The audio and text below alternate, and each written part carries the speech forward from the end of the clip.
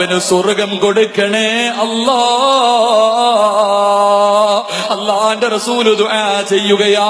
ദുആ ചെയ്ത് തീരുമ്പോ ആകാശത്ത് നിന്നൊരു അശരീരി കേൾക്കുകയാണ്, യാ റസൂലല്ലാഹ്, അല്ലാഹുവിന്റെ നബിയേ, അവന് വേണ്ടി ദുആ ചെയ്യല്ലേ, അവന് വേണ്ടി ദുആ ചെയ്യല്ലേ. സ്വീകരിക്കില്ല നബിയേ, സ്വീകരിക്കില്ല നബിയേ, അങ്ങ് ദുആ ചെയ്താലും സ്വീകരിക്കില്ല നബിയേ. അല്ലാഹുവിന്റെ റസൂല് ചോദിക്കുകയാണ്, യാ ഇലാഹി,